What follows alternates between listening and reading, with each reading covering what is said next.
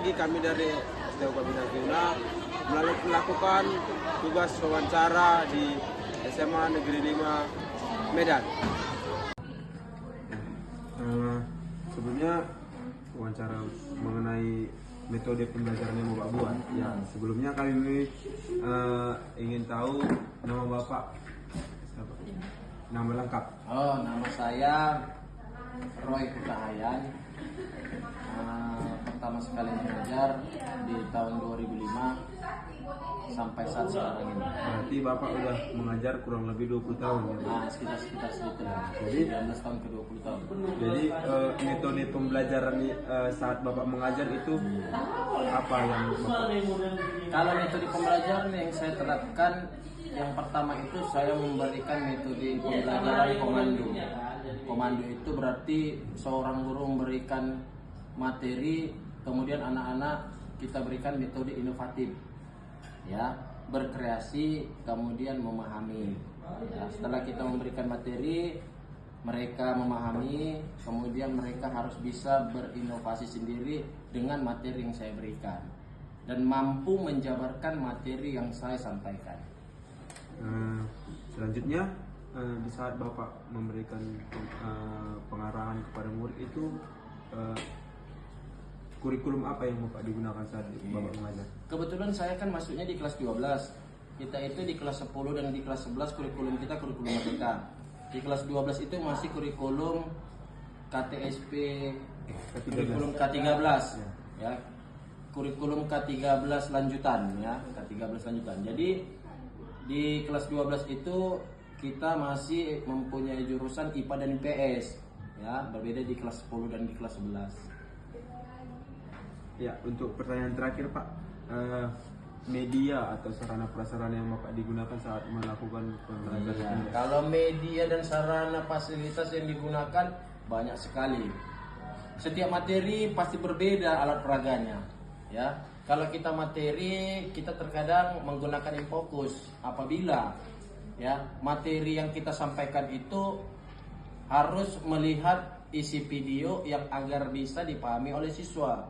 Yang pertama, kalau alat peraga, fasilitas yang digunakan setiap pergantian materi itu pasti berbeda alat peraganya apa. Contoh, di pertemuan pertama permainan sepak bola, tentu alat peraganya itu ada kun. Kun itu apa? Garis pembatas, membatasi gerak dasar melakukan permainan sepak bola. Kemudian alat keduanya itu apa? Ya, bola kaki. Ya. Kemudian kita menggunakan lapangan dengan 2 tiang. Yang kita gunakan adalah lapangan futsal. Oke, yang pertama tadi alat peraganya itu setiap materi kan kita pasti ada pergantian alat peraga. Tadi yang pertama kita masuk di sepak bola, tentu alat peraganya itu ada kun, ada bola kaki, ada lapangan, ada tiang gawang. Kemudian di pertemuan kedua, di pertemuan pertama ini namanya permainan bola besar. Permainan bola besar kan dibagi 3, ada sepak bola, bola basket, dengan bola voli. Kalau kita masuk di bola basket, tentu kita akan menggunakan lapangan basket dengan bola basket. Begitu di bola voli. Di atletik pun kita ada. Atletik itu kita mempunyai namanya tongkat estafet. Itu kita pasti ada. Balok start pun kita ada. Ya, kita lengkap di sini, semua ada. Matras pun ada, kemudian tiang untuk pembatas lompat tinggi pun ada, mister lompat tinggi pun kita ada, ya, lengkap. Kemudian kita juga ada namanya sepak takraw, badminton, ada juga bola tangan, ya. Kemudian ada juga alat peraganya yaitu tape atau alat bluetooth yang menyampaikan musik senam yang bisa diperagakan. Begitu saja yang perlu Bapak sampaikan. Kalau ada yang lain, biar Bapak lanjutkan. Cukup sekian dari wawancara kami Pak. Terima kasih sudah menjawab apa yang kami tanyakan. Oke, sudah? Ya.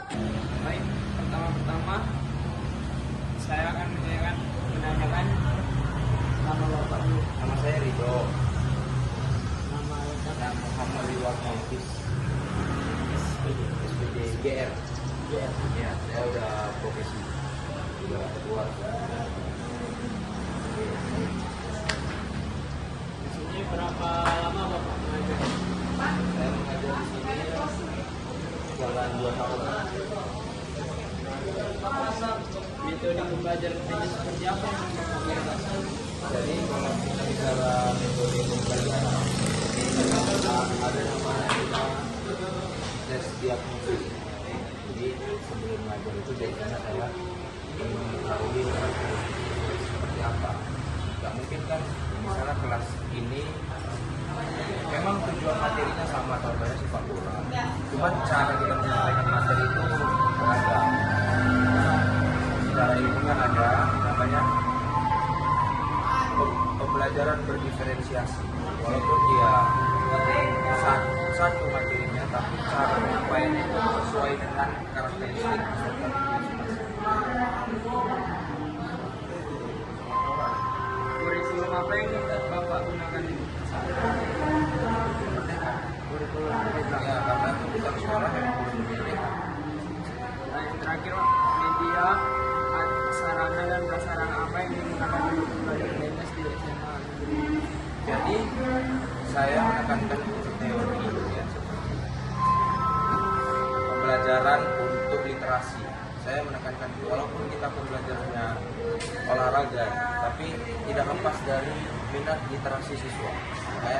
Saya menampilkan fokus, menampilkan e-book ya, e-book untuk anak siswa peserta didik, terus menampilkan video untuk merangsang kognitif mereka supaya bekerja secara maksimal, diiringi dengan praktek di lapangan ya, secara sarana dan prasarana lengkap, mulai dari bola, lapangan, semuanya alhamdulillah memadai.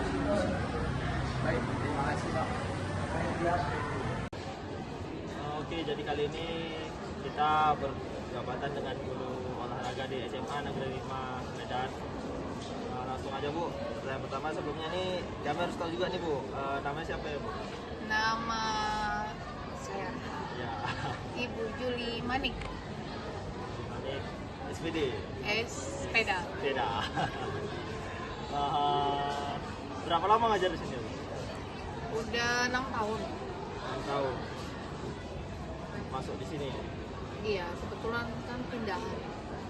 Sebelum di sini ada ngajar di mana lagi? Ada di Papak Barat. Papak Barat. Jadi total 16 tahun. Berarti di Papak Barat tadi ada 10 10, tahun, di sini 6 tahun. Jadi kalau masalah pengalaman jangan tanya lah ya. Masih dikit. Terus untuk metode pembelajarannya nih Bu, itu dia kita di sini pakai metode pembelajaran yang kayak gimana? Sistem komando. Karena di lapangan kan. Kurikulumnya tuh Bu, kurikulum apa ya Bu? Ya, yang sekarang K13 Kita masih pakai K13 kita. baru make. Baru mana? Enggak. Merdeka. Kurikulum Merdeka. Kurikulum Merdeka. Inilah akibat masih pagi. Akibat. K13. K13 ya Bu. Oh. Terus kalau untuk medianya, sarana dan prasarana itu apa aja tuh? Ya alat-alat olahraga yang tersedia di sekolah lah, bola, pukul, basket, badminton yang ada lah. Untuk sarana dan prasarana tadi tuh kira-kira mencukupi atau kurang atau gimana tuh untuk media pembelajaran saat ini kita pakai? Sejujurnya kurang lah. Dengan jumlah siswa 36 per kelas, total kelas ada 36. Kalau lah alatnya cuman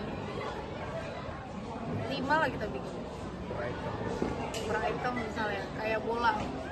Bola kalau 5. Satu kelas itu aja make udah langsung rusak kan.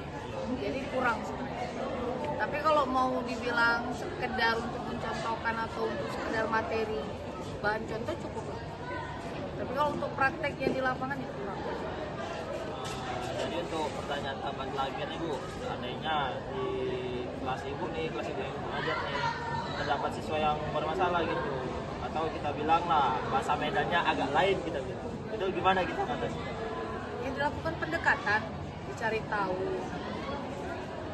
kenapa anak tersebut tidak mau mengikuti. Karena kan anak-anak ini ada yang terbuka, ada yang enggak, ada yang sehat, ada yang kurang sehat.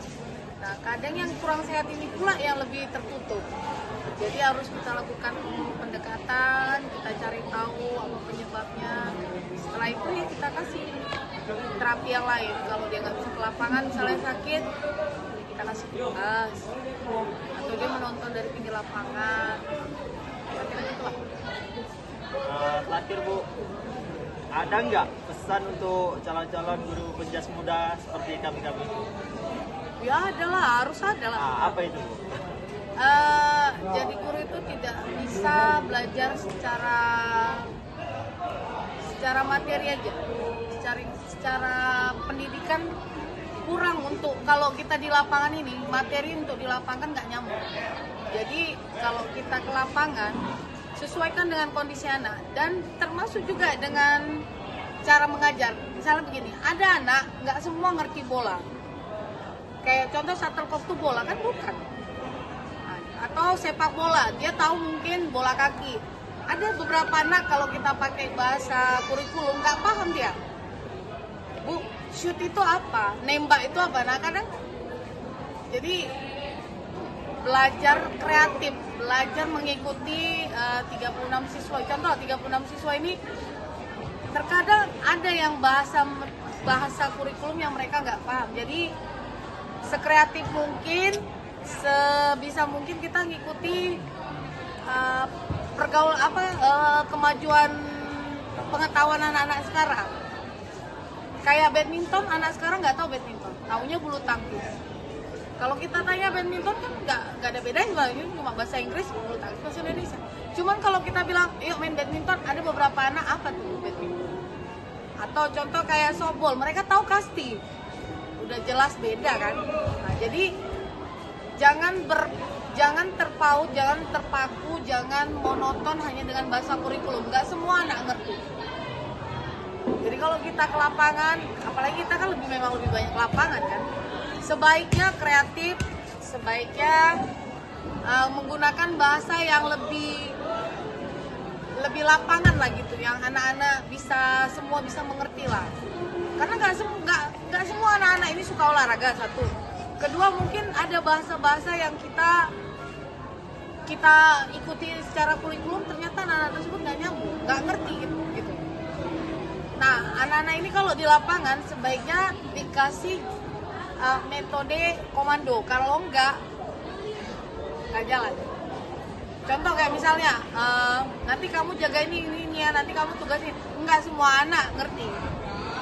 Misalnya kayak main bola, nanti kau gak jaga depan ya, kau jadi sayap ya, nggak semua juga. Kadang anak itu apa bu sayap bu, nggak ngerti deh itu. Dia taunya kayak jaga gawang, bu aku kiper aja, padahal kiper sama jaga gawang apa bedanya? Jadi membahasakan bahasa materi itu ke lapangan itu sulit. Sulitnya kenapa? Nggak semua anak ngerti. Jadi pergunakan bahasa yang sederhana, yang lebih mungkin lebih lapangan lah kadang kita bilangnya. Ya, yang lebih bisa dicerna, cepat dicerna lah sama anak-anak. Karena nggak semua anak-anak ngerti. Mungkin itu aja untuk guru-guru baru ya. Jangan terlalu monoton dengan kurikulum. Karena kalau udah nyampe ke lapangan nggak main lagi. Nggak semua anak-anak bisa menerima bahasa kurikulum. Yang kedua, jangan terlalu gampang. Ya mungkin ya biasa tuh orang lapangan kena panas, capek ya kan, anak-anak bertingkah, emosi pun naik kan gitu kan. Itu udah satu paket itu. Kalau bisa ya imbangin aja lah gitu. Maklumi lah kalau anak-anak itu cuman lah ya kadang ya. Memang kita rata-rata orang lapangannya memang emosian semua ya kan. Ya kalau boleh, kalaupun harus pukul lah sewajarnya kan gitu. Ya bagi yang udah kelewat wajar, daripada dipukul bagus keluarkan aja. Nah karena kasus sekarang kan pendidikan lagi nggak baik-baik aja. Nggak siswanya, nggak gurunya, nggak sekolah ya kan lagi nggak baik-baik aja kan.